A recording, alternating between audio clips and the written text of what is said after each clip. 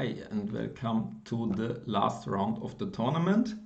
And I still had the ambition to win my first game with black, and let's see if this happened. So my opponent was a 2160 rated guy, and he started with d4 and played the London system, against which I played bishop d6, which is quite solid, but he surprised me with an early knight e5, which is usually not that strong, but it's of course an option, and we got a very new and interesting game right from the beginning. I castled, he played knight e2, I played c5, he played c3, I played queen c7 to increase the pressure on the e5 knight, and he played bishop d3. Now black just has one problem in the position, which is this bishop, which is quite bad, which can be an issue if I just try to exchange all the other pieces. For example, knight to d7, he might just defend it, and it's not so easy. I don't get a bishop out, and I cannot really take on e5, and it's not so nice. So that's why I tried to get rid of this problem with a very typical move, b6, just exchanging this bishop. And as a general rule, you can remember when this bishop on d3 is gone, the chances for a successful kingside attack are usually also gone. So by exchanging this good bishop on d3, I solved more or less my opening problems. And he continued queen f3, and I played just rook c8 because he has no real way to attack. Queen g3 is always answered by knight h5 fork, and there are no real other squares where the queen can create any threats. For example, queen h3, it's quite pointless. Without this bishop, there won't be any pressure, and black is just fine. The question is just how to improve the position and how to play for a win. Rook d1. He's also waiting, and I tried to maneuver my knight around because it is not doing anything on a6, so I played knight to b8, trying to exchange his knight on e5 with some knight to d7 or knight c6 maybe. He offered all kind of trades before, and I took it. He took, I took, he took. Now it's quite a critical moment because we decide which pawn structure we want to play. For example, I could play e5, getting some very huge center, but I thought white could be the one pressing on my center because my pieces are not that ready, and d5 might be targeted. So even though I have more space, I think white has no issues and he can attack my pawn. So this one I disliked. Also, I dislike playing something slow like knight to here because I thought he might liquidate all the central pawns. For example, c4 or maybe e4, and it will become very symmetrical. There will be no isolated pawn, and I didn't see any chance to play there. Same with knight c6, it's quite similar. I did not see that much hope here. Here maybe he cannot play c4, but I thought, where is my knight going from here? I would maybe rather have it here and maybe jump there later. Here I was maybe a bit concerned about just his knight coming here and maybe going e4 next. So I decided finally to take on d4. The main point is he cannot keep it symmetrical because here I will have some threats and I will be the first to come in on the c file. So here I clearly have a big advantage. I mainly expected that he will take this way and we enter a Karlsbad structure. In this structure I have the minority attack and I can try to create some weakness on c3. However, it's not so clear if I can win the game.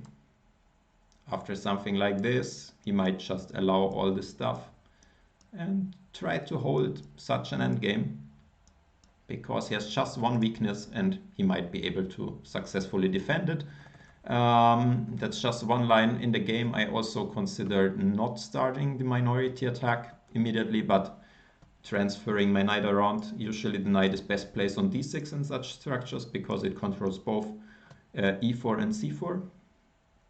So that would have been an option, but I thought it's the best choice. In the game, however, he took with the queen, after which I was quite happy because now I have some space advantage. My pawns are till the 5th rank, he's just there till the 4th rank, and this gives me some slight pressure, even though I must be careful because once he successfully pushes e4, I might lose this kind of space advantage. So I need to act quite quickly. I played knight c6 and knight e5, hitting his queen and playing rook to d8. Now I have a big threat of either knight here, or if his knight moves away, maybe knight c4, targeting his pawns, and he needs to create weaknesses in his pawn structure, or he needs to defend it passively.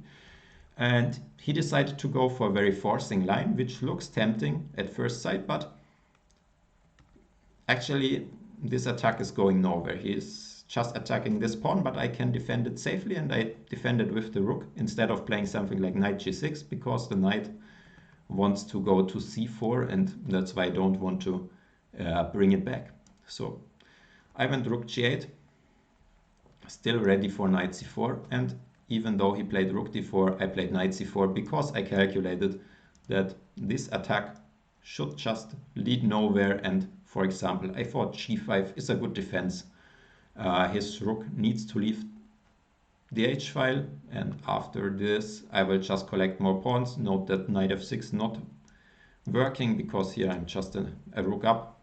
So this is something he should avoid, and he saw this as well, and he decided to continue with rook to b1, which is passive, but it's still very hard to break the white position. I traded the queens, centralized my pieces. Now I played f5 to prevent e4, and he played knight to f1, trying to challenge my knight.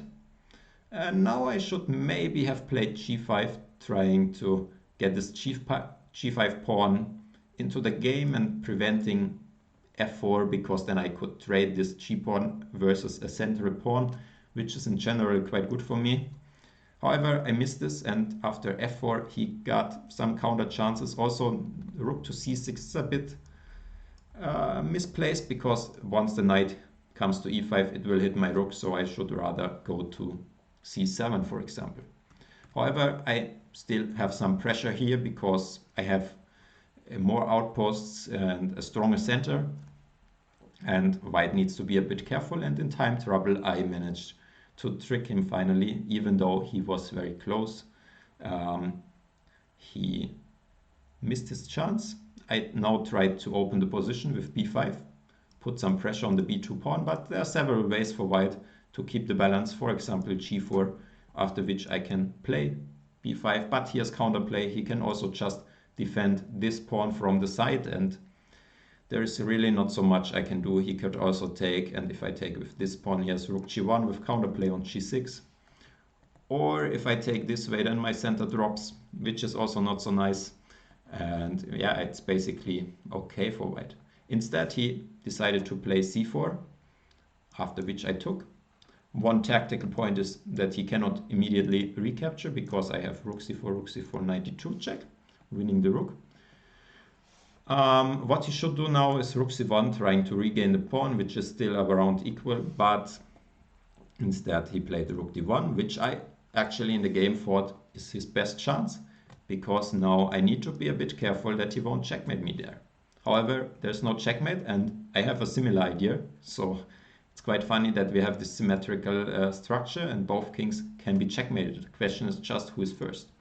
So I played c3 to activate my rook, and he took it, which is quite reasonable because otherwise my pawn can be just very strong. I took with the rook, of course, because the knight is ideally placed here.